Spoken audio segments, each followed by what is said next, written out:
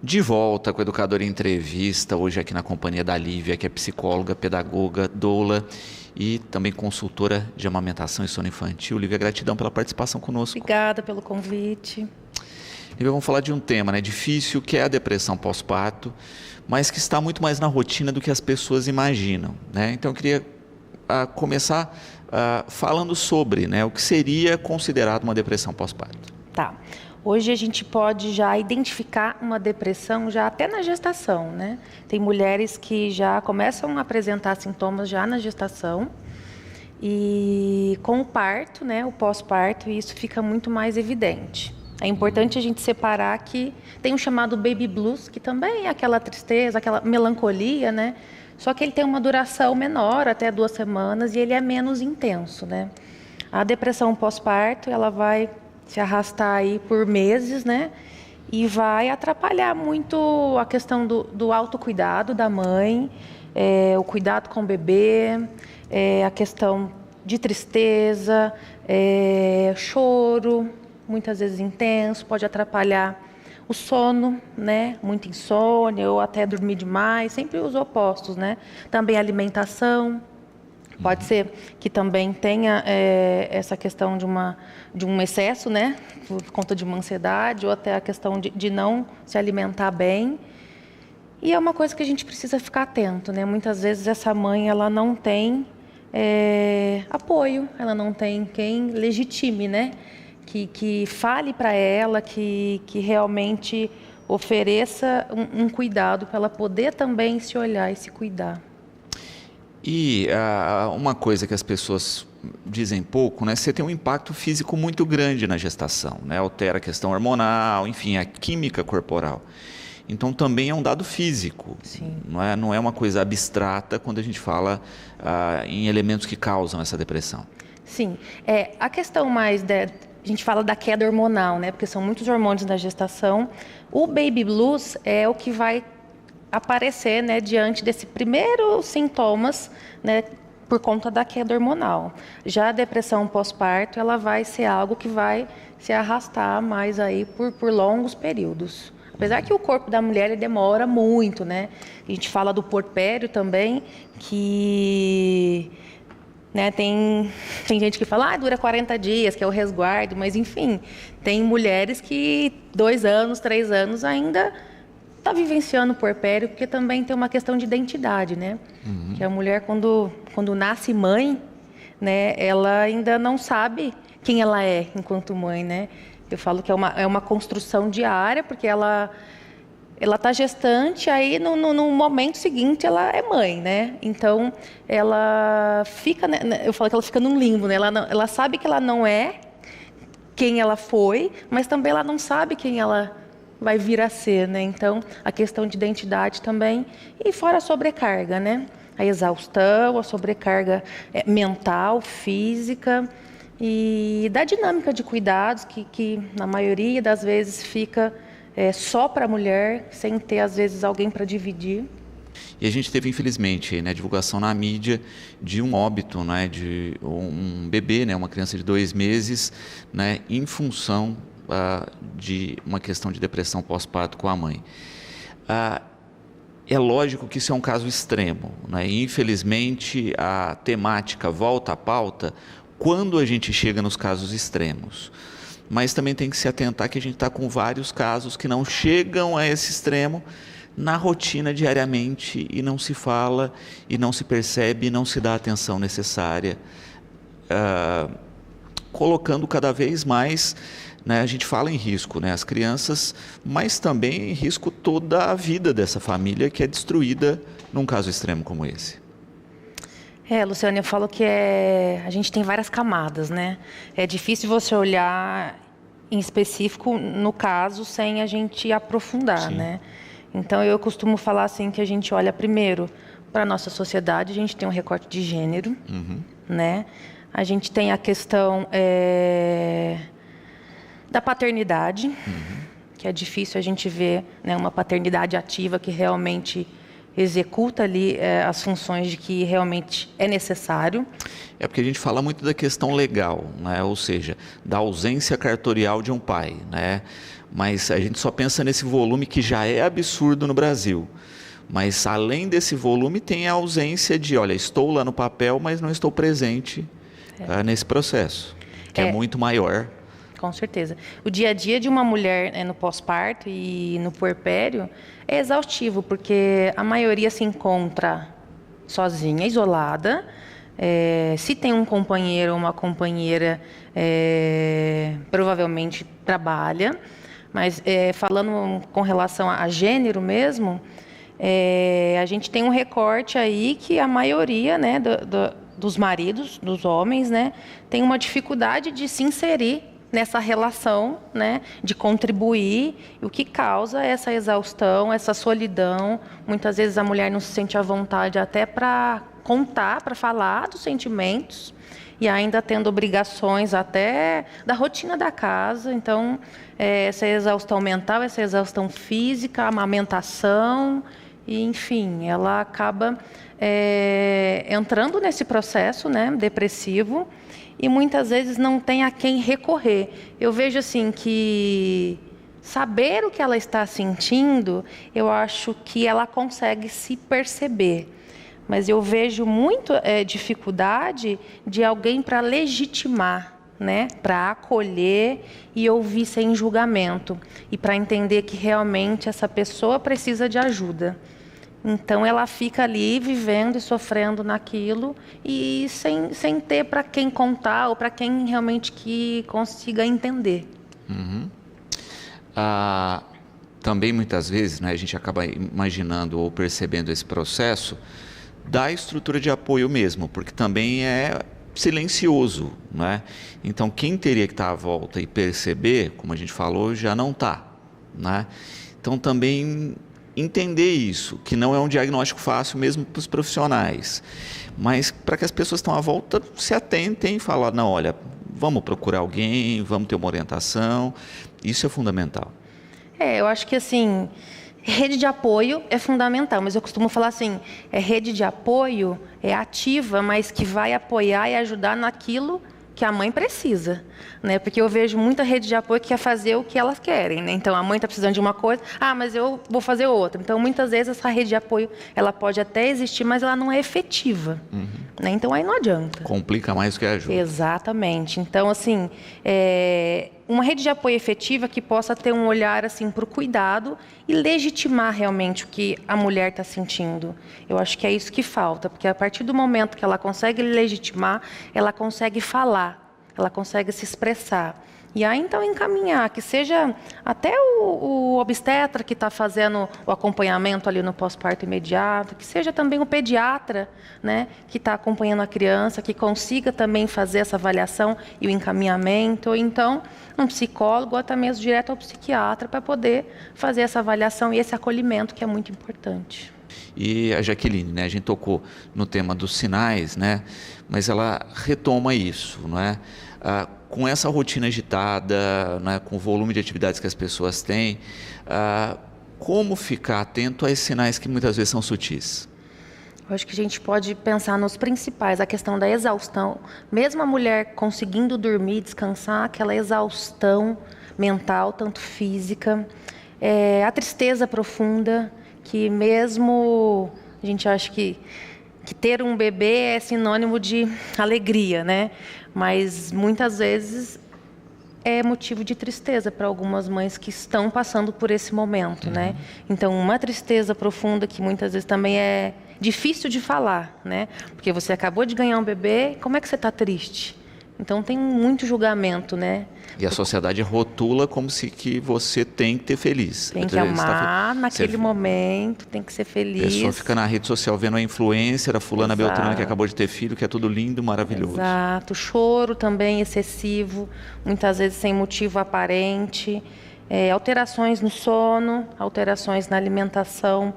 E a dificuldade na vinculação com o bebê também é algo que a gente precisa olhar. A dificuldade de autocuidado, mas essa vinculação com o bebê também passa a ser mais difícil. A rotina e ações para tratamento é que a Laura pergunta, né? A partir do momento assim, tem um quadro lá, o que a gente tem que começar a fazer?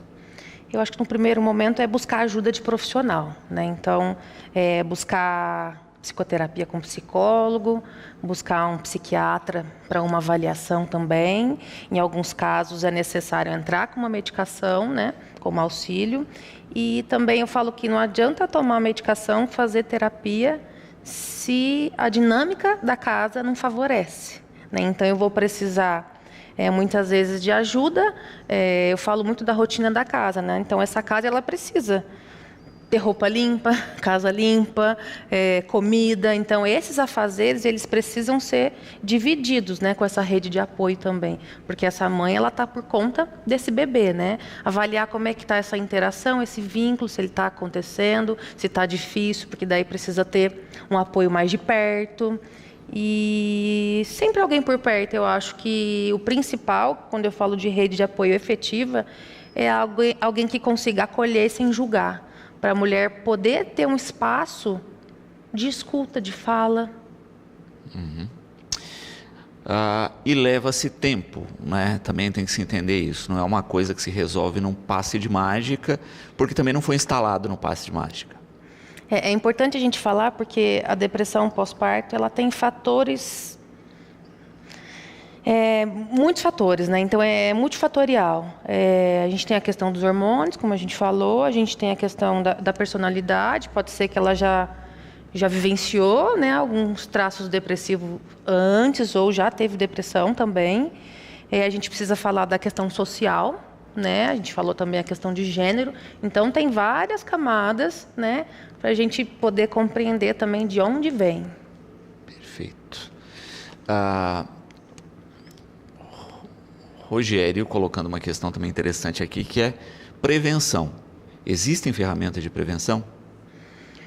Olha, eu falo que o autoconhecimento e a informação, não digamos na prevenção, sim, né? Mas a gente facilita a ter uma caminhada mais leve, mais saudável, né? Então, a gente pode pensar também psicoterapia durante a gestação. Existe o pré-natal mental, o pré-natal emocional durante a gestação, que a gente vai conhecendo cada etapa e cada desafio emocional que a gente passa, né, durante o período gestacional. O pós-parto também é muito importante ter esse acompanhamento.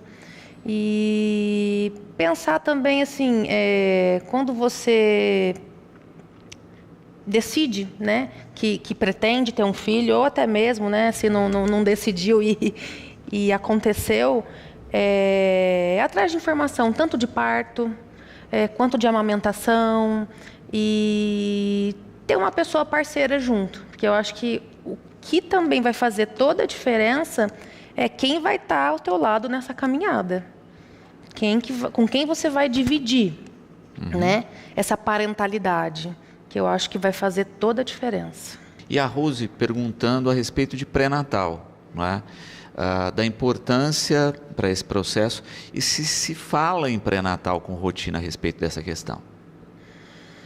Olha, pelo que eu acompanho, assim, a gente tem uma certa dificuldade de ter um olhar integral, né? Então, muitas vezes são consultas rápidas, né? E mede barriga, e pesa, então eu sinto falta, assim, as mulheres que eu acompanho, de ter esse olhar mais integral, né? Então eu falo que na preparação para o parto que eu faço, no consultório também, o pré-natal emocional, a gente já consegue dar um direcionamento maior, mas eu acho que ainda falta muito, assim, no pré-natal físico, assim, ter esse olhar mais ampliado. E nessa preparação que você fala aqui, não é, a Renata colocando aqui a respeito da participação do companheiro, da família, da importância do conjunto para quem vai ser rede de apoio também participar dessas orientações. Sim, com certeza. Eu acho que para ser uma rede efetiva, ela precisa conhecer, né? Precisa conhecer o que é que vai acontecer, quais são os sintomas, os sinais já esperados, o que foge um pouco, né, do padrão, como acolher. Eu acho que a participação dessa rede toda, principalmente do companheiro, da companheira, tem que ser efetiva também. e a Vanessa também com uma questão legal, que é a questão de outras mulheres que muitas vezes põem mais pressão no processo do que ajudam, no sentido de tipo, não é? Olha, tiveram filhos, não tiveram um problema e ao invés de apoiar, diminuem essa condição. Não sei se eu entendi. Mais ou menos o processo assim, olha, você está na gestação, você está num processo de depressão, outras mulheres que estão à sua volta não tiveram esse processo, não entendem e ao invés de ajudar, acabam piorando o quadro. Isso é normal, eu também tive, mas não foi nada nesse sentido, Isso. Entendi. Eu acho que assim, é a tal da informação, da empatia, do acolhimento, né? Cada um tem uma gestação, cada pessoa tem sua individualidade, sua história, né? Então, eu acho a partir do momento que você tem a sua história... É a mesma coisa com o parto, né? A que teve cesárea, que achou que foi tudo ótimo, ela vai indicar para todo mundo a cesárea, porque foi maravilhoso, né? A que teve parto normal e foi linda, ela vai indicar para todo mundo. Então, se eu não passei, ok, muito bom, mas... outras pessoas que podem passar ou estão passando, né, que a gente consiga também ser empático, né, acolher e, se possível, indicar, né, um profissional para que ela possa realmente tirar dúvidas e ser avaliada. Até porque não é igual, e a gente tem que pontuar isso, né? Para cada pessoa, o processo de dor é diferente, né? Senão todo mundo teria dilatação no mesmo ritmo, no mesmo prazo, as crianças nasceriam no mesmo minuto, e não é assim. Eu falo que trabalho de parto é mental, né? Então, assim, a gente carrega aqui todos os nossos medos, nossas angústias, e isso pode definir, né, a evolução do trabalho de parto, né, o período expulsivo, e aí o que também torna o pós-parto e o puerpério também mais intenso, né? Eu falo que se você tem algum problema com algum familiar, alguma questão bem complicada de conflito, resolva antes de parir, porque depois tudo vai ficar mais intenso, tudo vai ficar mais desafiador.